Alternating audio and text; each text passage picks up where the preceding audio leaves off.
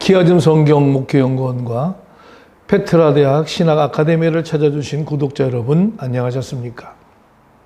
저희들은 계속해서 성경을 키아즘 구조, 즉 히브리적 사고로 성경을 보는 키아즘 구조로 하나님의 의도를, 즉 목적과 계획과 뜻이 무엇인지를 찾아서 여러분들과 함께 성경의 말씀을 나누는 시간을 갖고 있습니다. 여러분들이 성경을 연구하고 또 목회자들께서는 설교에 또는 성경 공부에 많은 도움이 되었으면 좋겠습니다. 그리고 이것을 보는 성도들은 이 말씀이 여러분들의 신앙의 말씀의 삶이 되어지기를 소망하면서 신학생들은 말씀 연구에 많은 도움이 되었으면 좋겠습니다. 오늘 제가 여러분들과 함께 나눌 수 있는 하나님의 말씀은 바로 에스겔서 16장 30절로 34절에 있는 말씀을 오늘 키아즘 해석으로 여러분들과 함께 나누겠습니다.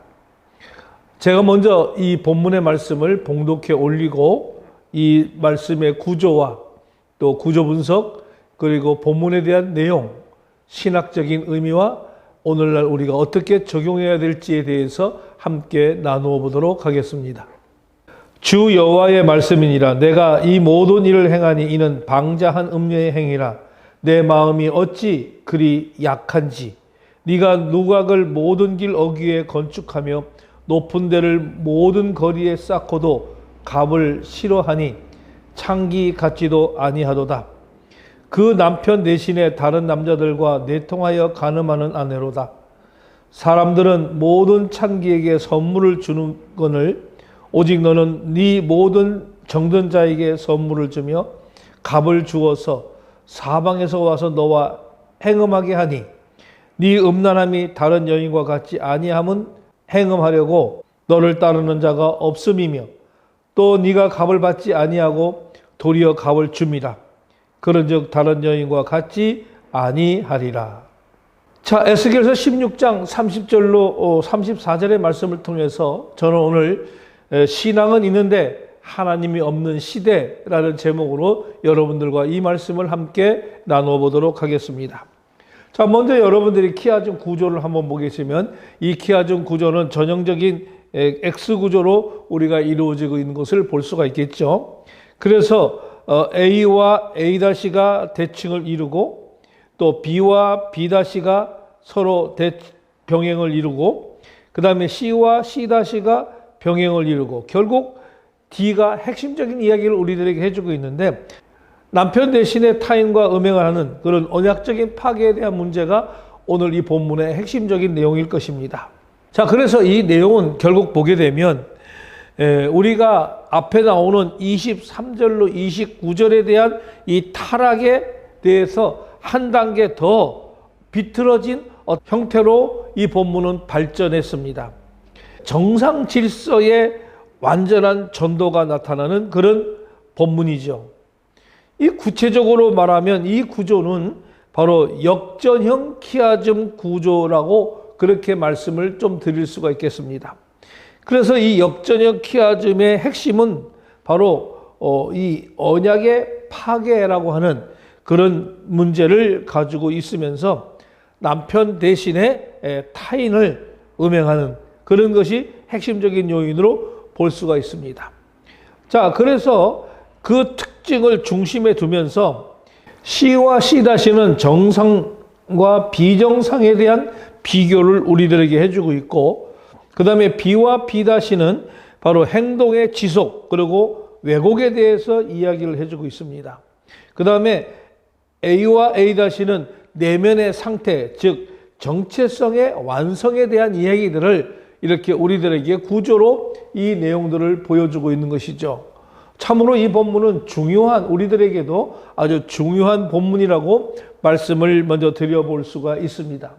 그래서 키아즘 구조를 통해서 오늘 이 본문에서 하고자 하는 하나님의 의도가 즉 목적과 계획과 뜻이 무엇인지를 우리는 좀 찾아볼 수가 있는 것이 바로 키아즘 구조를 통해서 우리가 알 수가 있는 것이죠. 여기에 대해서 우리가 좀 더 설명을 하자면 바로 이 A 30절은 무슨 얘기냐면 이 내면 상태에 대한 하나님의 진단입니다. 내 마음이 어찌 그리 약한지라는 어떤 표현은 이거는 단순한 감정이 아니라 도덕적, 영적 붕괴 상태를 의미하는 것이죠. 타락은 바로 외형 이전에 이미 내면에서 완성된 상태인 것입니다. 그리고 B에 보면은 우리가 31절 A인데 상반절인데 이전과 동일하게 신당을 세우는 그런 행위가 반복이 되고 있죠. 이것은 타락이 지속되고 있다는 것을 우리들에게 보여주는 것이며 죄가 습관화된 구조임을 나타내고 있습니다. 그 다음에 31절 하반절에 보면 중요한 전환이 여기에 나타나고 있습니다. 일반 창기와 같지 않다고 하는 이 표현은 바로 타락이 단순한 어떤 수준을 넘어서 비정상적인 구조로 들어갔음을 암시해주고 있는 것이죠. 특히 대가를 거절하는 이런 점이 정말 강조되고 있는 모습을 볼 수가 있습니다. 그 다음에 D32절 핵심이죠. 이 31일 D 구조는 핵심의 중심으로 남편 대신에 타인과 음행을 하는 그런 장면이 나옵니다. 이는 단순한 어떤 부정이 아니라 언약의 근본적인 파괴라고 볼 수가 있습니다. 하나님과의 관계를 버리고 전혀 다른 대상과 결합을 하는 그런 상태에 옳습니다. 그 다음에 C-33절을 보면은 이제 비교를 통해서 설명을 합니다. 일반 창기는 대가를 받지만 여기서는 그렇지 않다는 것입니다. 이것은 바로 정상적인 타락 구조조차 무너졌다는 것을 보여주고 있는 내용입니다. 그 다음에 34절 상반절 보게 되면 가장 충격적인 역전이죠. 대가를 받는 것이 아니라 오히려 주고 있다는 것입니다. 이는 욕망이 더 이상 거래의 수준이 아니라 자기 파괴적 헌신 수준으로 이것이 전락한 상태라고 하는 것을 우리들에게 보여주는 장면입니다. 그 다음에 A- 보게 되면 34절 하반절이죠. 결론입니다. 다른 여자와 같지 아니함이라고 하는 이 표현은 타락이 이제 하나의 행동이 아니라 정체성으로 이게 굳어져 버린 이런 상태를 의미하고 있는 것입니다. 그러면 좀 더 우리가 이 구조 분석을 우리가 좀 해보면 A와 A-는 내면에 대한 정체성의 구조입니다. 그래서 A는 병든 마음, 그리고 A-는 완전히 다른 존재가 되는 것이죠. 그래서 죄는 반복될수록 행동이 아니라 정체성이 되어간다라고 하는 것을 우리들에게 말씀해 줍니다. 그리고 B와 B- 그리고 C와 C-를 갖다가 역전구조라고 이 얘기를 하는데 여기에는 정상과 타락을 서로 비교합니다. 정상구조는 대가를 받고 관계 속에 거리하고 일반 창기들을 이야기하지만 타락의 구조를 보면 그 대가를 거절하고 자기 희생적인 타락을 하면서 더 심각한 상태가 이루어져 있는 것을 B와 B-, C와 C-가 그 대조를 이루고 있다는 것입니다. 그래서 그 핵심은 뭐냐? 바로 32절 D 부분인데 남편 대신에 타인과 음행을 하는 그 언약의 파괴에 대한 문제죠. 이 본문의 핵심은 단순한 어떤 음행이 아니라 이제 남편 대신에 타인, 즉 다시 말하면 하나님과의 언약을 버리고 다른 것과 결합하는 것이라고 하는 것입니다. 이는 모든 타락의 본질이다 라고 말씀을 드리면서 우리는 이 키아즘의 구조 분석을 한번 해보면서 이 내용의 문장이 무엇을 우리들에게 이야기해주고 있는 건지를 명확하게 알아낼 수가 있다라고 하는 것입니다. 따라서 우리가 에스겔서 16장 30절로 34절의 말씀은 바로 타락이 어디까지 갈 수 있는지를 보여주는 아주 매우 충격적인 본문입니다. 이 말씀은 단순히 죄의 문제를 말하는 것이 아니라 죄가 인간을 어떻게 완전히 뒤바꾸는지를 보여주고 있는 모습입니다. 본문은 이렇게 시작하지요. 네 마음이 어찌 그리 약한지. 자, 여기서 약하다고 하는 표현은 단순한 연약함이 아니었습니다. 이미 무너진 상태, 즉 다시 말하면 통제력을 잃은 상태를 의미하는 것입니다. 죄라고 하는 것은 처음에는 선택이지만은 나중에는 이게 상태가 됩니다. 그리고 본문은 이어서 매우 이상한 모습을 보여줍니다. 보통 음행은 대가를 받습니다. 그러나 여기서는 다르다는 것입니다. 대가를 받지 않는 것이죠. 오히려 줍니다. 왜 그렇습니까? 이제는 욕망이 이익을 위하는 것이 아니라 욕망 자체가 목적이 되었기 때문에 그렇다는 것이죠. 이 상태는 매우 위험한 것이죠. 처음에는 무엇을 얻기 위해서 시작했지만 이제는 아무것도 얻지 못하면서도 계속 반복되는 상태를 볼 수가 있는 것이죠. 이것이 바로 죄의 본질입니다. 그리고 본문은 말합니다. 다른 여자들과 같지 않다라는 이 단순한 차이가 아니라 완전히 다른 존재가 되었다는 것을 의미합니다. 죄는 결국 사람을 바꿉니다. 행동을 바꾸는 것이 아니라 존재를 아예 바꿔버리는 것이죠.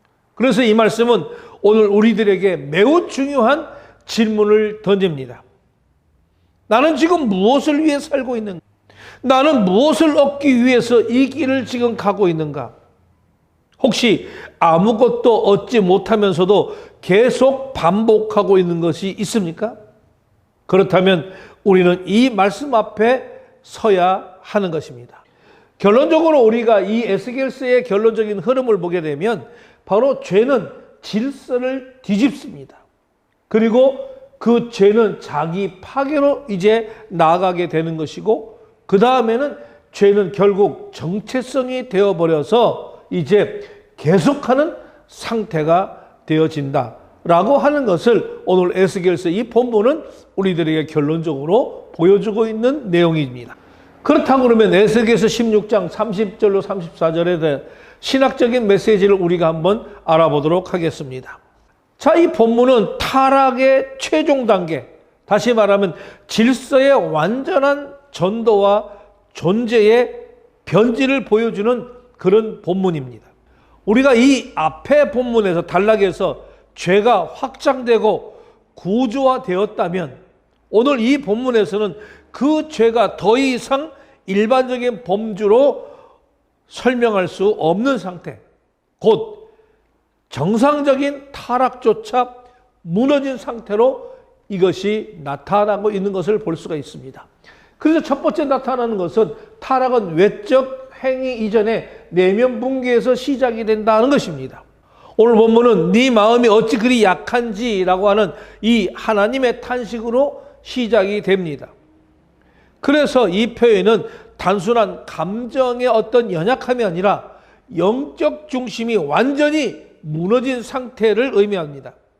따라서 죄의 본질은 행위가 아니라 바로 하나님을 향하던 그 마음이 방향이 무너진 그런 것에 있다라고 말씀을 드릴 수가 있는 것이죠. 두 번째, 죄는 점차 비정상적 구조로 전환이 됩니다. 이 본문에서 강조되는 특징은 뭐냐?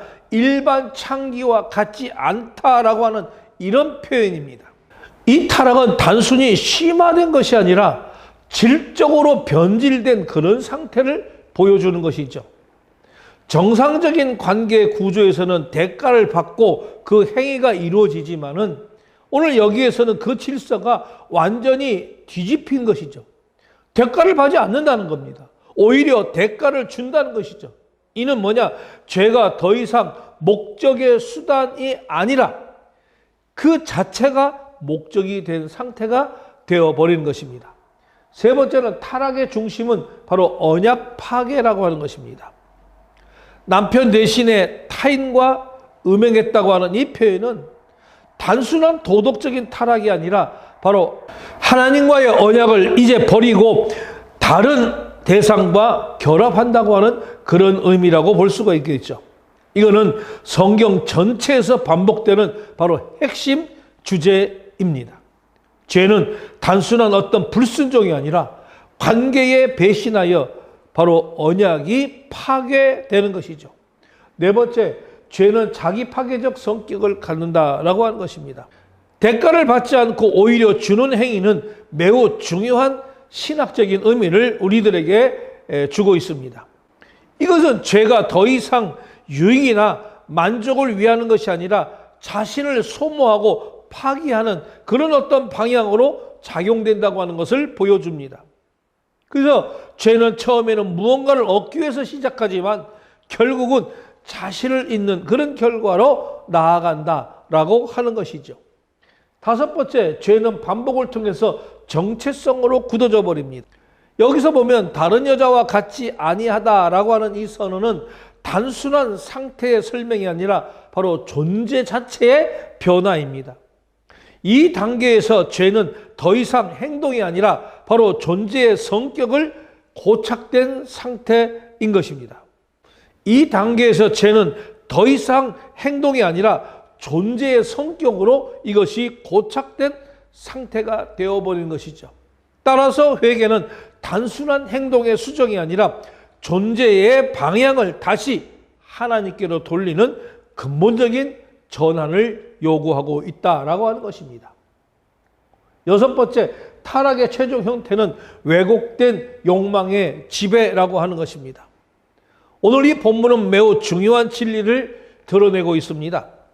인간은 더 이상 어떤 욕망을 통제하지 못하고 오히려 그 욕망에 의해서 통제되는 그런 상태에 이르게 된다라고 하는 것입니다. 이때 인간은 얻기 위해 행동하는 것이 아니라 이제 멈출 수 없어서 행동하는 그런 상태에 이르게 된다는 것이죠. 이것은 죄의 가장 깊은 단계에 이르게 된다라고 하는 것을 우리들에게 보여주는 것입니다. 이제 이 본문을 통해서 오늘날 우리는 어떻게 목회 적용을 해야 될 것인가 라고 하는 것입니다. 오늘 우리에게 주어진 이 본문의 메시지는 오늘날 이 교회와 성도들의 신앙을 점검하는데 아주 매우 중요한 기회를 제공하고 있다라고 말씀을 드릴 수가 있습니다. 오늘 이 본문은 단순히 죄를 경고하는 것을 뛰어넘어서 신앙이 어떻게 왜곡되고 존재를 변질시킬 수 있는가를 우리들에게 아주 잘 보여주는 본문이다라고 말씀을 드릴 수가 있겠습니다. 자, 그 첫 번째로 내면 상태를 점검하는 그런 목회가 필요하다라고 하는 것입니다. 하나님은 먼저 마음으로 지적합니다. 이것은 어떤 외적인 신앙 활동보다 내면의 상태가 더 중요하다는 것을 보여주는 것이죠. 따라서 목회는 단순히 어떤 행동의 교정보다는 성도의 마음의 그런 방향과 상태를 점검하는 데 더 집중을 해야 되지 않을까 이렇게 말씀을 드려봅니다. 두 번째는 비정상적 신앙 구조를 분별하는 그런 목회가 필요하다라고 하는 것입니다. 오늘날의 신앙은 겉으로 보기에는 정상적인 것처럼 보이지만은 실제로는 매우 왜곡된 구조를 가질 수가 있다라고 하는 것입니다. 예를 들어서 하나님보다도 사역을 더 중요하게 여기는 신앙, 하나님보다 성취를 더 의지하는 신앙, 그리고 하나님보다 사람의 인정을 더 구하는 신앙, 이 모든 것은 겉으로는 신앙처럼 보이지만은 실제로는 중심이 뒤바뀌어버린 그런 상태에 옳습니다. 이러한 비정상적인 신앙 구조를 분별하는 것이 매우 중요하다라고 말씀을 드릴 수가 있겠죠. 세 번째, 자기 소모적 신앙을 경계하는 그런 목회가 필요합니다. 본문은 매우 중요한 질문을 우리들에게 던집니다. 왜 아무것도 얻지 못하면서 계속하고 있는가라고 하는 것입니다. 오늘날 성도들 가운데는 지치면서도 멈추지 못하는 그런 사역 열매 없이 반복되는 종교적 행위, 그리고 하나님과 관계없이 지속되는 신앙 활동이 나타날 수가 있습니다. 이것은 바로 건강한 신앙이 아니라 소모되는 신앙이다 말씀을 드릴 수가 있겠죠. 네 번째, 언약 중심의 신앙을 회복하는 그런 목회가 필요합니다. 오늘 본문의 핵심은 언약의 파괴입니다. 따라서 목회는 성도들이 하나님과의 관계를 중심으로 신앙을 이해하도록 바로 이끌어가야 된다는 것이 오늘 우리 목회자들이 해야 될 일입니다. 신앙은 행위가 아니라 관계이며 바로 언약입니다. 이 관계가 회복될 때에 모든 신앙의 왜곡은 바로 잡히게 된다는 것이죠. 다섯 번째, 욕망을 다루는 영적 훈련이 필요하다라고 하는 것입니다. 본문은 욕망이 인간을 지배하는 이 상태를 보여주고 있는 것입니다. 따라서 목회는 성도들이 욕망을 인식하고 또 욕망을 절제하면서 하나님 안에서 우리가 재정렬하도록 돕는 이런 방향으로 나아가야 된다라고 하는 것을 말씀드려 봅니다.